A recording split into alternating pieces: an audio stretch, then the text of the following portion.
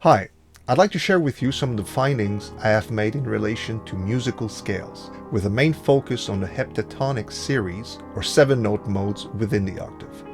Although I have studied music all the way to university level, the method to find the scale permutations is something I came up with on my own about 20 years ago. I've since come across similar research out there, but I think that the way I have listed all the scale permutations is very straightforward to work with, and I believe that I've condensed the key information about scales in a way that you might also find useful. I've basically created a reference guide that I still use to this day. I want to clarify that I use the words mode and scale as synonyms, but technically modes in music theory are when two scales are related to each other.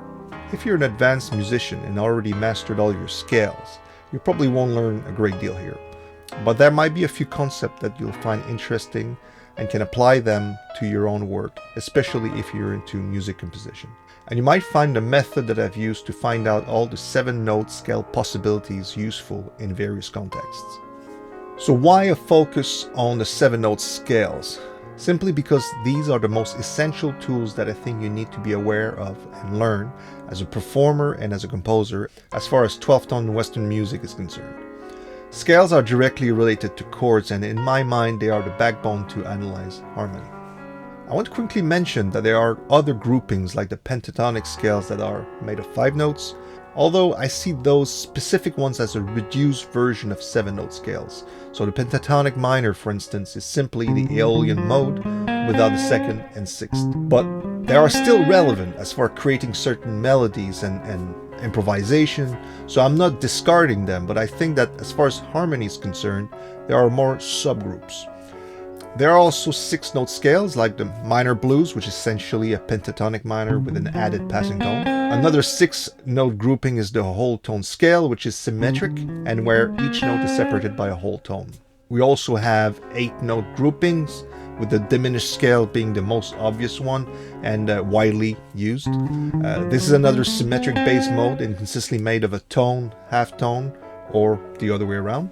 So back to our 7-note scales. Although, like most musicians, I didn't learn all the basic information that's out there and which is taught in all music schools, but I was also curious to know how many 7-note possibilities there were over one octave. This was initially more of a mathematical exercise or challenge, but in the end I found a way to clarify things and also use that work as a reference document that, as I mentioned, I still use to this day. In order to find out all the possibilities, the most straightforward way for me to do this kind of research was to create a grid with 12 cells, each representing a note, in order to find out all the possible scales starting from the 1st degree. So the rules were straightforward. Each scale on the grid would start from the 1st degree, or C, would contain a total of 7 notes and would each have a unique permutation. So this is how the grid looks when blank, and this is the same grid with the populated cells. Each dot on the grid represents a note. I have used this method to find out all the possible scales in grouping of 3 notes all the way to 10 notes.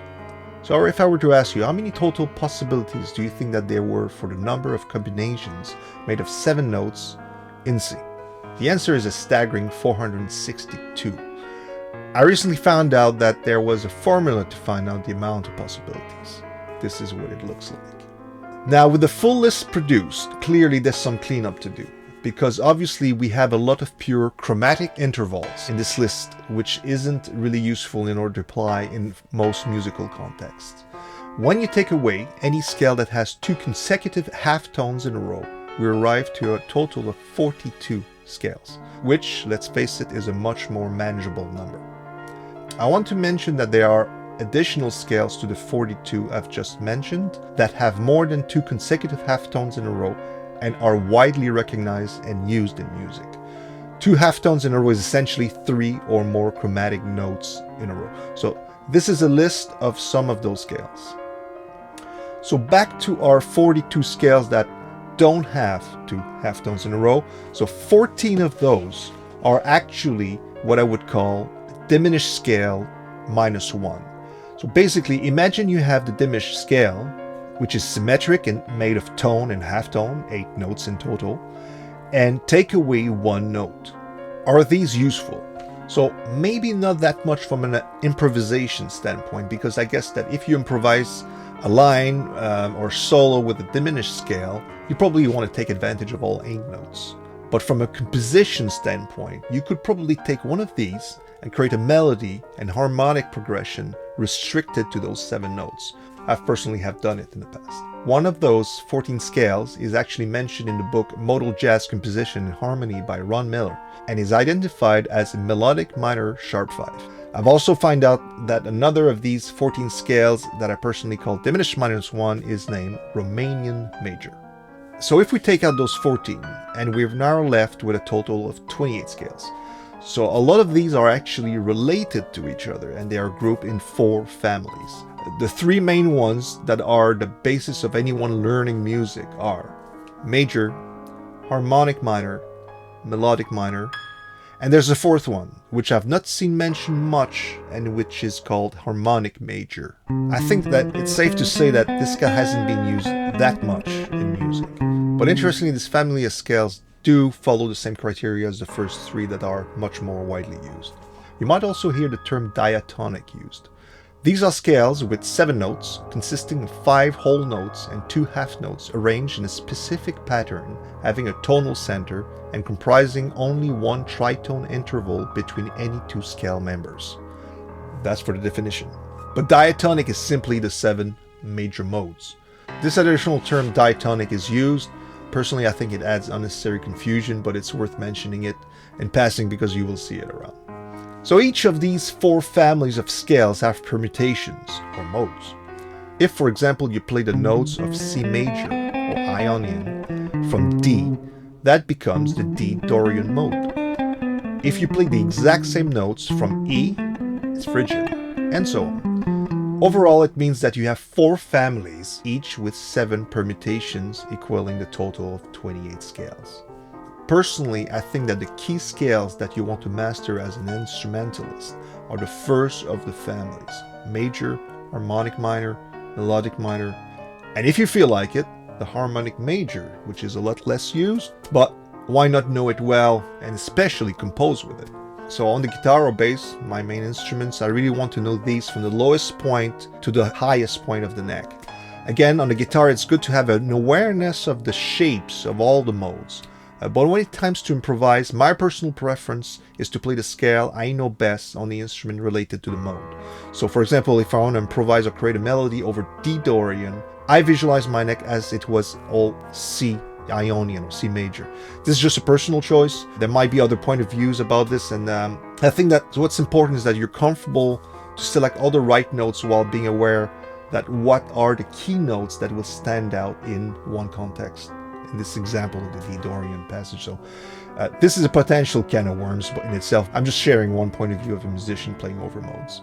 As a composer, this is where I look at the modes as their own important entity, and this is where you can bring out what they can offer. The music that I compose tends to modulate quite a lot, and this is where I think a good awareness of the nature of the modes is really important, and understand if there's a relationship or common notes between modes and within the progression. It helps analyze the music. In fact, this is how I analyze any music. So here's a quick example of putting this into practice. I recently did an arrangement job for the band The Pineapple Thief, where I recreated their songs for acoustic guitars. These are the bonus tracks on the album entitled It Leads to This, and released in 2024. The first thing I did was to write down the modes against each chord. That way I knew exactly what notes I could access for any given section of each song, and quickly built up arrangements that followed the harmonic progression of the original pieces, but also allowed me to use additional colors that are parts of the implied harmonic progression, but that weren't necessarily note for note in the original versions of the songs. So another way to do a job like this is to just write down the chords, which I did, but in my opinion, having all the mode information written out, it just gives you instant access to a lot more clarity and possibilities. So I think that the purpose of knowing scales is also really useful from a compositional point of view. If you come across a chord within a progression that you've identified as being associated with a specific mode, it will allow you to compose a melody or counter melody that works really well on top of that chord. This is the same for bass lines. So that way you will take a musical and logical approach to it. You can apply your own taste to the choice of the notes, but also apply a better harmonic sense to your work. I sometimes hear music where the bass line doesn't align well with the harmonic progression. That's a good example where knowing your modes will also allow you to play better parts to support the harmony. I see music composition as a mixture of instinct and logic, so it's absolutely fine to follow your instinct as far as what you find beautiful or what you want to go for with the nature of the chords and the progressions made of those chords. But over time, I think that you might find that you always go for the same formula, and in crude terms, you realize that you have been composing the same piece over and over again. I can certainly be guilty of that too. The tempos might be different, the keys, the sound of the instruments may vary, but without analyzing the music and challenging yourself, you might realize that the harmonic nature is more or less always the same. This is why having access to these scales possibilities can be a really interesting way to push further as a composer. For instance, you can decide to focus on one scale that you've never worked with before and just make it your own. So I think that the list of those scales is a really great tool in itself. So as a composer who writes mainly on the guitar and piano, sometimes come across a scale that I don't immediately recognize, and I just use my list to clarify what it is. It's just a nice reference to have, and it helps save time and work with good clarity. Again, this reference guide about scales that I've put together isn't something I've seen before, exactly in that format with all the information condensed. Whichever source I look into, there always seems to be missing information, or I saw the opposite where the information is just too dense and it's just not practical. So I haven't invented anything here. It's just quick access to information. There's a lot of information out there, actually. As far as scales are concerned, I always revert back to my own document that I've used for years and that I have recently made available. I thought that if it has been useful to me over all those years, it might also help out other musicians out there. What I'm offering is a package with Excel and PDF documents. The 10-page PDF focuses on the heptatonic scales.